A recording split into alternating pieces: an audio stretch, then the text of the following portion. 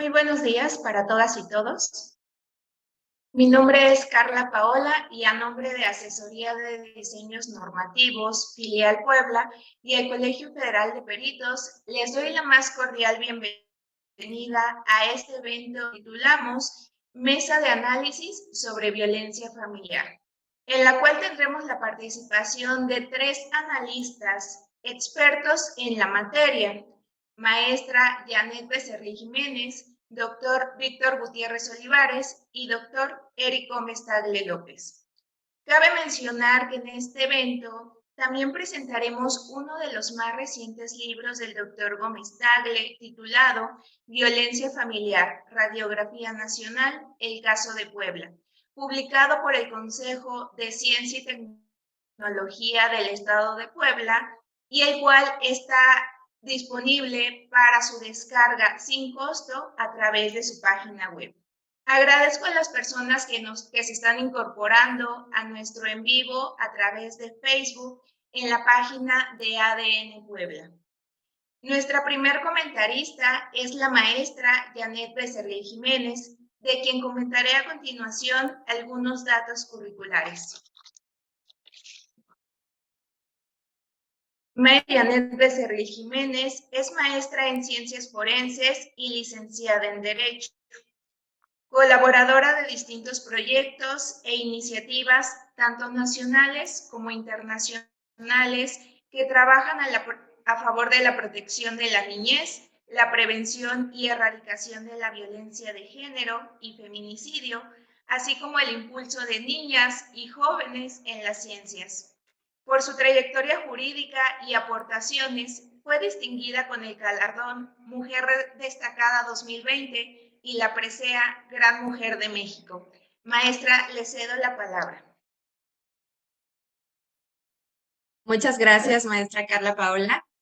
Es un honor realmente compartir con grandes expertos mexicanos, principalmente en cuanto a la violencia familiar, la violencia feminicida, y que de una u otra manera están inmersos en todo ese contexto de literatura y de investigación referente a la violencia, que es uno de los fenómenos más preponderantes y más atacantes en nuestro país, y que sin duda alguna son de una principal necesidad el estudiarlos, analizarlos, prevenirlos, pero sobre todo atenderlos. Le agradezco mucho la presentación y principalmente la invitación de este conversatorio, en el cual es una satisfacción enorme el compartir con grandes colegas, grandes maestros y expertos en el tema. Muchísimas gracias. Pues bien, cuando hablamos de violencia en términos generales es sumamente complicado, pero hablar de la violencia familiar, de la violencia en perjuicio de las mujeres principalmente, especialmente de todos esos fenómenos que surgen de una u otra manera y que se van preponderando cada vez más en nuestra sociedad, resulta sumamente complejo. Es un tema sumamente doloroso, son temas debatibles y controversiales en muchos sentidos. Sin embargo, podemos decir que la realidad ha sobrepasado totalmente los límites del entendimiento humano, pues la violencia en todo sentido se ha convertido en un monstruo voraz e insaciable que carcome totalmente las sociedades mexicanas y también en todo el mundo. En la actualidad, y refiriéndome específicamente al tema que nos ocupa, al hablar de la violencia familiar, podemos decir que es un fenómeno multicausal. ¿Y por qué es un fenómeno multicausal? Pues su mismo nombre lo dice, ¿no? Evidentemente se refiere a todas las causas que originan a este gran fenómeno, que de una u otra manera refleja los actos de poder, de dominación, de discriminación, pero también de omisión, que de una u otra manera son recurrentes o cíclicos socialmente y que están dirigidos a someter, a controlar, a agredir de manera física, de manera verbal, psicológica, patrimonial y económica, y también en la sexual, a las víctimas dentro o fuera de su domicilio familiar, lo cual principalmente es un tema bastante preocupante, que en el entorno familiar se desarrolle este tipo de violencia. Y también me refería a que es un fenómeno multidimensional, y multidimensional justamente porque todas sus dimensiones se van a dirigir a diversos mecanismos que están involucrados en varios aspectos entre sí, no solamente a la violencia familiar estrictamente dirigida a familias en todo su contexto, sino también a la individualización de las víctimas. Es decir, la violencia familiar no solamente va en el contexto de familias en su término general, sino también con un propósito específico, ya sea la violencia contra las mujeres, la violencia contra los menores, niñas, niños y adolescentes específicamente, adultos mayores o derivado de alguna otra situación en el entorno familiar. Muchas veces se piensa que la violencia familiar está específicamente dirigida a la agresión a las mujeres como víctimas específicas de la violencia familiar, lo cual es totalmente erróneo. Pues también estamos tratando de analizar desde el contexto de violencia familiar que no solamente son las mujeres las víctimas de esta violencia, sino también los hombres y también niñas, niños y adolescentes que regularmente son las víctimas preponderantes de este tipo de violencia. Ahora bien, ¿de qué manera podemos explicar la generación de esta violencia familiar? ¿Cómo es que surge la violencia familiar o cómo es que podemos darle un significado al origen de la violencia familiar? En realidad podríamos decir muchísimas cosas respecto a lo que se vive actualmente en cuanto a este fenómeno. Sin embargo, un origen preponderante es justamente la transformación social. ¿Y por qué la transformación social? Porque justamente la violencia contra las mujeres en términos generales y la violencia familiar en lo particular son una plena manifestación del rechazo social que existe directamente en cuanto a la transformación de los roles que designan socialmente a las mujeres unas con otras. Y me refiero a las mujeres porque directamente, digamos, las víctimas preponderantes de este tipo de violencia simple y sencillamente son más las mujeres que los hombres, principalmente. Ahora bien, en lo particular, son una plena manifestación de rechazo, como ya lo comentaba, rechazos al cambio, rechazos a la transformación social, mismos que surgen también desde un desequilibrio ampliamente histórico entre hombres y mujeres en torno a los roles que cada género debe de cumplir. Y me refiero al género justamente por esa situación. Desde que nacemos se nos asigna básicamente un color y estamos etiquetados para ser mujeres y hombres designados en cuanto a un color y a un rol que debemos de desempeñar a través de nuestra vida. Si naces mujer, eres de color rosa, si naces hombre, eres de color azul, lo cual socialmente te asigna una etiqueta marcada en un rol social, el cual debes de cumplir estrictamente y que definitivamente si no se cumple o si ese patrón social ya específico y asignado totalmente se rompe de una u otra manera, existe la discriminación, existe el rechazo, existe la exclusión y que afecta principalmente a las niñas, a las adolescentes y mujeres que deciden romper con estos patrones que de una u otra manera socialmente han sido permanentes durante años.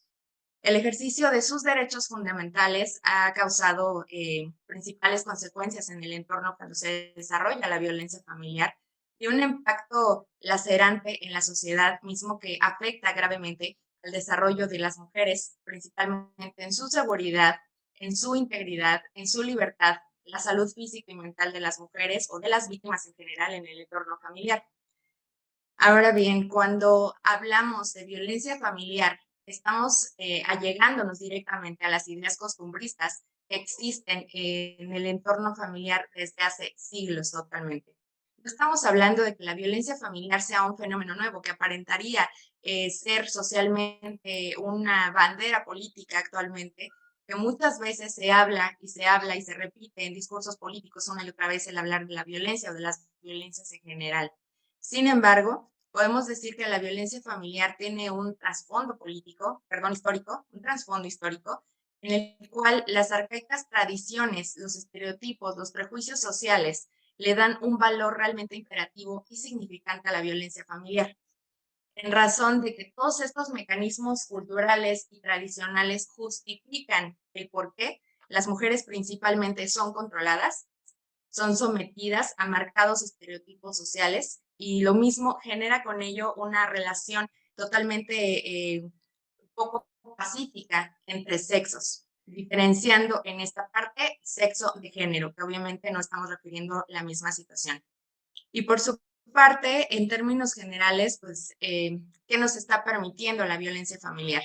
La violencia familiar se ha visto únicamente como como un fenómeno individualizado que únicamente requiere de cierta atención, lo cual es totalmente erróneo, puesto que no sirve únicamente que se implementen políticas públicas o políticas gubernamentales que prevengan este tipo de violencia, sino también que se está degradando socialmente el constructo social y la normalización con el que se ven este tipo de violencias permiten que estas manifestaciones cada vez sean más graves, cada vez sean más toleradas socialmente y que se fomente, se tolere, se agudice con ello la violencia, pero también la impunidad contra las víctimas y la persistencia de los casos que son cada vez más graves, llegando incluso a casos de feminicidio, lo cual es una situación sumamente caótica que vive nuestro país, en el cual estamos inmersos en una situación de impunidad sumamente delicada, en la que considero que la capacitación sí es una de las partes principales que deben de atenderse en cuanto al servicio público y también en cuanto a la academia. Sin embargo, considero que no basta con las políticas públicas que se implementen, sino también con el compromiso real de los servidores públicos que se encuentran detrás de esos escritorios que atienden directamente a la violencia familiar. ¿Por qué razón? Porque muchas veces, y estamos sobrados en saberlo, que muchas veces la violencia familiar es invisible. ¿Invisible en qué sentido? Porque muchas veces la violencia familiar no es necesario que existan golpes o que exista un feminicidio o que exista una agresión contra un menor física, sino que también la violencia familiar se presenta en diferentes sentidos y que uno de ellos es la violencia psicológica, el cual el maltrato hacia un menor no necesariamente debe de existir en cuanto a una agresión física, sino también psicológica. Y desde este punto quiero resaltar que en la mayoría de las ocasiones las instituciones no se encuentran preparadas o que los ministerios públicos o quienes brindan atención directa, especializada aparentemente a las víctimas de violencia familiar, no se encuentran totalmente preparados para atender de manera consciente y no revictimizar a las víctimas para este tipo de situaciones.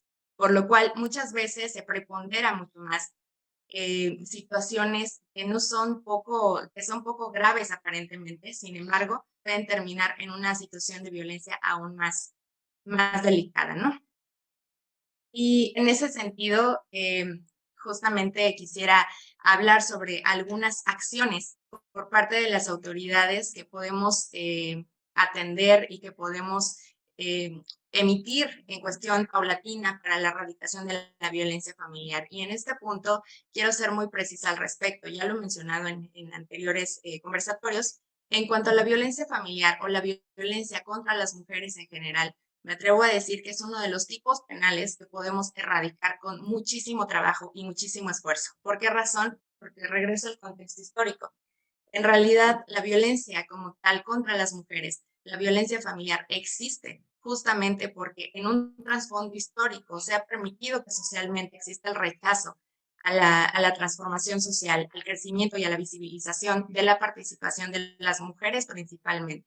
¿Y qué debemos hacer? Trabajar con diferentes estrategias desde la academia, desde las instituciones públicas, desde los investigadores, para trabajar con la transversalización de una perspectiva de género que sea realmente eficaz para preponderar todas estas acciones que de una u otra manera se vean reflejadas realmente en la sociedad, tanto en los gobiernos municipales, en el gobierno federal, y atender prioritariamente todos los fenómenos que tengan que ver con la violencia familiar. Y para ello, pues obviamente se requiere de un trabajo bastante exhaustivo en la atención, en la prevención, en la investigación, en el juzgamiento, en la persecución, pero también en la reparación de los daños. Otra de las estrategias que me gustaría comentar es justamente la coordinación institucional permanente que debe existir entre una y otra. ¿Por qué razón? Muchas veces revictimizamos a las víctimas porque en una situación de violencia familiar se requiere de la participación de diversas instituciones que muchas veces las víctimas desconocen. No solamente recae la violencia familiar como un tipo penal, digamos, específico en un código, sino también con la participación de diferentes instituciones en atención a las mujeres. Y que esta parte me encantaría que de una u otra manera, como académicos, como expertos, como científicos, como investigadores, tratemos en lo pronto de realizar trabajos exhaustivos con las víctimas, pero también con estas en ámbito institucional, para que se dignifique la debida diligencia y la actuación del funcionariado público, que de una u otra manera sigue siendo omiso en la participación y en las actuaciones para la violencia familiar en cada caso que existe. En la Ciudad de México, si no estoy tan equivocada, recuerdo que existió una guía que se proporcionaba a las víctimas de violencia familiar. En el caso de Morelos, y me refiero específicamente al trabajo que se está realizando en el estado de Morelos, estamos trabajando conjuntamente con el Instituto de la Mujer justamente para realizar una pequeña guía que sea muy específica, que sea muy detallada al respecto de la violencia familiar para las víctimas. ¿Por qué razón? Porque muchas veces cuando hablamos de violencia familiar o de violencia contra las mujeres, ni siquiera conocen las víctimas cómo allegarse a las instituciones que pueden coordinarse para poder ayudarlas en el sentido de emitir una denuncia. Desde el momento en que la persona decide interponer una denuncia por violencia familiar, ya se está revictimizando, porque muchas veces ni siquiera se conoce cuál es el contexto de la violencia familiar que se vive y cuál es el trasfondo de todo esto jurídicamente que puede llegar. Por lo tanto, en el Instituto de la Mujer del Estado de Morelos estamos coordinándonos justamente para trabajar esta parte, considerando que obviamente se requiere de la participación de las instituciones, pero también de amplios conocimientos de las víctimas para que de una u otra manera conozcan en un amplio sentido qué es lo que está pasando con sus casos específicamente y que de una u otra manera es uno de sus derechos, el cual deben de conocer de una u otra manera desde principio a fin cómo interponer una denuncia, cuáles son los documentos que se requieren para ella y que de una u otra forma nos ayudarían a hacer una guía básica y que me encantaría que en algún punto, a llegada con expertos de todos los estados de México, podamos realizarlo. En la Ciudad de México ya está implementado, estamos trabajando en Morelos para que se pueda volver una realidad.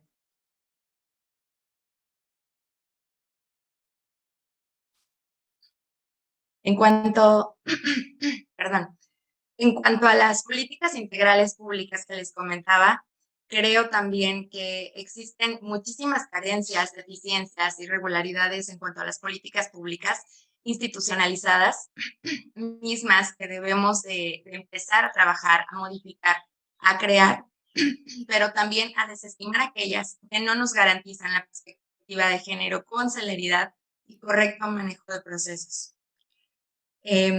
Licenciada Carla Paola, no sé si tengo más tiempo.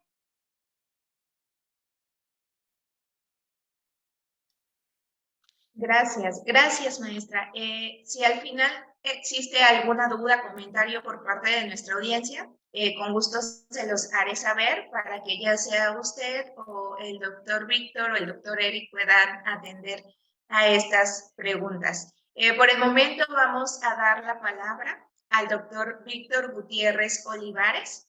Él es doctor en Psicología y Educación por la Universidad Autónoma de Querétaro, doctor en Psicología Forense por California University, analista y conductor en diversos programas de radio y televisión y presidente del Colegio Federal de Peritos. Gracias, maestra Janet, por su participación y bienvenido, doctor Víctor Gutiérrez Olivares.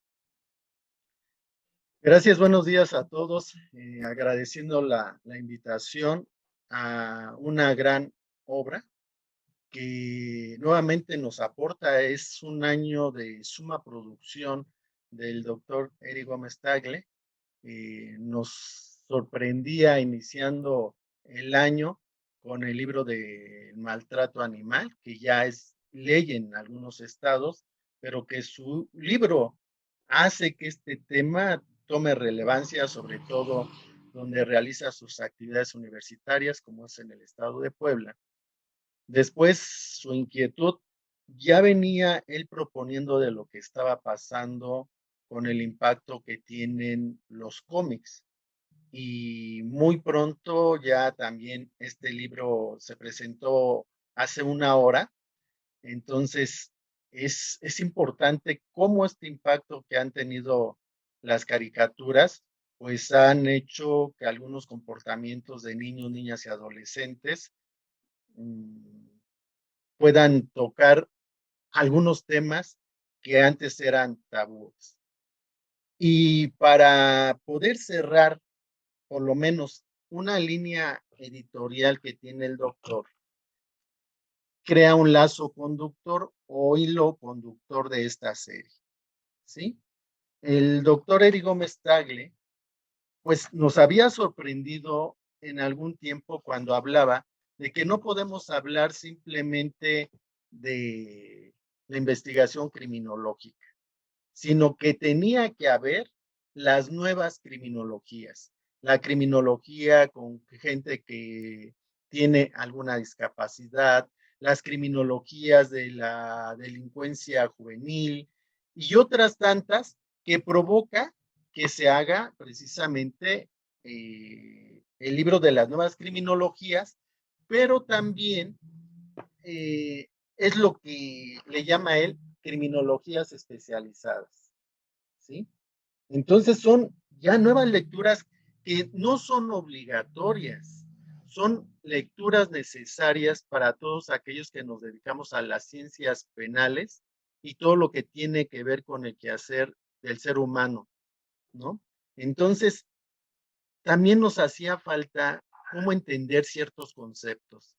En este libro que nos presenta el doctor sobre la violencia, me encanta la forma en que puede describirnos cada concepto. ¿Qué vamos a entender primero como agresividad? ¿Qué vamos a entender por agresión? ¿Qué vamos a entender por violencia? Y nos dice, no vamos a hablar de una violencia. Hay las violencias. Y ya nos hablaba en sus cursos que anteriormente hablábamos de política criminal. Y no, él insiste en la pluralidad, políticas criminológicas. Entonces, si nosotros no somos capaces de poder entender cada concepto y su carga semántica que lleva, nos empieza a dificultar y meternos a terrenos a veces que son necesarios involucrarnos, pero tenemos que ver desde nuestra mirada, desde la mirada pedagógica, criminológica, entre otras. Entonces él empieza por definirnos qué se va a entender por violencia, por agresión, por agresividad, por infancia. Y se va a la raíz que me encanta cómo la resuelve cuando dice que aquel ser mudo, el que no tiene derechos, en el que el otro habla por él, que de ahí viene de Farid, infancia, mudo. Entonces, hasta finales del siglo XVIII viene este concepto de niño que ya tiene derechos, ¿sí? En el que estamos obligados a darle protección, seguridades, educación, tener una familia, entre otras. Pero sigo insistiendo, nos hacía falta lo que él nos presentaba en 2018 cuando saca su libro de El Vademecum Criminología. Y aquí nos empieza a describir qué es un delito, qué son una facultad, qué son los factores criminológicos, entre otras tantas. Y entonces empieza a tocar, a reflexionar sobre temas. Vuelvo a regresarme un poco. Esto de las caricaturas, algunos falsos profesionistas en un momento criticaron que como un criminólogo estaba hablando de caricaturas y no sé qué tanto. Hay gente limitada epistemológicamente, y perdón por la agresividad, eh, psicológicamente, porque cuando hay unos que pueden ver más allá del bosque, ¿sí? Pues hay unos que siguen caminando y construyendo. Entonces salió esa obra de los cómics, pero esta obra también, una obra, vuelvo a decir, necesaria, porque toca temas fundamentales. Empieza a ver que esta violencia no solamente toca de una forma muy particular, nos empieza a dar material para todos aquellos que no han construido bien sus protocolos. Él fue parte del claustro de docentes que dio el diplomado en feminicidio y violencia de género.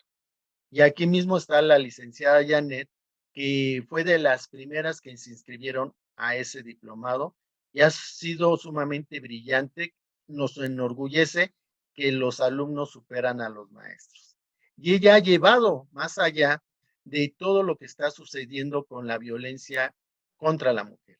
Y la forma tan perfecta que el doctor describe, a ver, no solamente es que violentas a una mujer, no solamente es que a una mujer la exhibes públicamente, no solamente es este tipo de maltrato y empieza a describirnos y nos dice, ¿saben qué? Empieza una violencia a este niño con distintos síndromes, del niño maltratado, del niño que a veces en estas sacudidas que les dan pueden desnucarlo y les causa muchos problemas y entonces hace un análisis paso a paso, pero va tocando su obra anterior, ¿sí? Y me refiero concretamente a la trata de personas. Entonces, él cada vez nos va sorprendiendo porque va adelantando ciertas investigaciones hasta que concluye un trabajo. Y me encanta porque hoy hablamos de la violencia vicaria, cuando anteriormente Raskovsky, por allá en los 40, 50, escribía una de las mayores obras que es sobre el filicidio. ¿Cómo entender a aquellos padres que matan a sus hijos? Pero son temas que quedan ahí. Y él acá dice, no, vamos a estudiar también qué pasa con la violencia vicaria. Es lo mismo un filicidio o a esta violencia vicaria que está ejerciendo padres y que se incrementó durante la pandemia. La pandemia hizo que toda esta fuerza que no pudo ser sublimada, llevada al arte, al deporte, entre otras, quedaran sujetos débiles. Entonces, por eso es importante entender la palabra con la que él bien titula, una violencia. Violencia no es otra cosa que viene de vigor, viene de fuerza. ¿A dónde tenemos que llevar esa fuerza? Yo agradezco, creo que ya me pasé de mi tiempo, tengo todavía. Todavía tiene unos minutos más, doctor.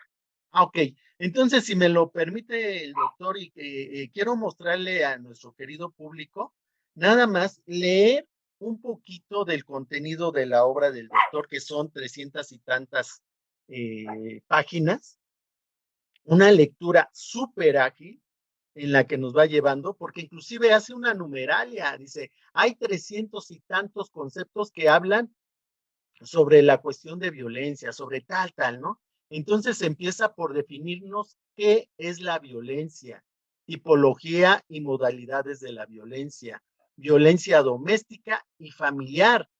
Vuelvo a insistir, la precisión en la semántica. No es lo mismo una violencia doméstica que uno de los miembros que ejerza la violencia, que es la violencia familiar. Nos habla de las víctimas y los victimarios en la dinámica familiar. En el apartado 2, marco normativo internacional, pues empieza a nutrirnos de las declaraciones universales de los derechos humanos desde 1948 hasta 1985, con la Declaración sobre los Principios Fundamentales de Justicia para las Víctimas de Delito y Abuso del Poder, en textos declarativos, en textos o las áreas de instrumentos convencionales, ¿no? La Convención sobre el Consentimiento para el Matrimonio, la edad mínima para contraer matrimonio y el registro de los matrimonios de 1962. Cuando estamos viendo que aún en Chiapas hay matrimonios convenidos por las familias. Entonces, ¿qué ha pasado desde el 62? Parece que nunca ha existido una ley en la que protege a las niñas, niños y adolescentes. Viene el tercer apartado de una legislación nacional de análisis de la política legislativa en México. Y todo esto da pasos, a leyes que son fundamentales para lo que hoy estamos hablando, por ejemplo, para la ley de tratas, contra las tratas, perdón. Estamos hablando de la ley para el feminicidio y violencia de género, entre otras, y cómo otros ordenamientos en la materia ya nos empiezan a dar esta visión en normas oficiales, por ejemplo, la 046-SSA2, 2005 de la violencia familiar sexual contra las mujeres. Apartado 4, dimensiones de la problemática en México, importancia del abordaje geoestadístico, demográfico y cartográfico. Aquí quiero hacer una mención, que aunque nuestro texto que estamos hoy aquí, pues decía el doctor que no es una presentación, pero sí, digo, aunque ya ha estado llevado en otros ámbitos, sí es una presentación que es una radiografía nacional, caso de Puebla, pero no, hay textos que no tienen territorio, más que en el alma, en la psique del profesionista. Es un texto referencia para empezar a ver qué está pasando en los demás estados de la República Mexicana para poder nutrirnos de algo que ya el doctor nos está dando como oro molido. Entonces, viene síndromes y trastornos asociados en el apartado 5, precisamente lo que hablaba del síndrome del niño sacudido, de la mujer maltratada, del síndrome de indefensión aprendida, del síndrome de Estocolmo, pero no solamente eso, también hay un apartado en el ámbito desde la psiquiatría y en el que retoma las descripciones del DSM-5 relacionadas contra la violencia familiar. Entonces, hay marcos estatales, hay la política pública para la prevención, atención y sanción de la violencia familiar. Entonces, pues a todos los que nos están haciendo favor de vernos, nos están regalando la obra, pero no es solamente un texto, es la vida, el tiempo, el compromiso que todo profesionista deberíamos tener. Pero no todos lo hemos hecho y yo celebro, felicito este compromiso social. No por ende, el doctor, una de sus primeras carreras es la sociología. Por eso entiende el constructo, entiende las inercias, las sinergias que llevan a uno a pasar de un estado de indefensión a un estado de leyes, pero estas leyes son empujadas por los hombres. Muchas gracias y nuevamente gracias por la invitación, querido doctor Eric Gómez Tagle, a Janet, por ser una de las alumnas que ha podido llevar lo que aprendió en este diplomado de feminicidio y violencia de género y que, bueno, ha hecho una muy buena mancuerna con el doctor Eric Gómez Tagle y pues señorita Paula, usted por estar llevando a todos nuestros seguidores estas reflexiones.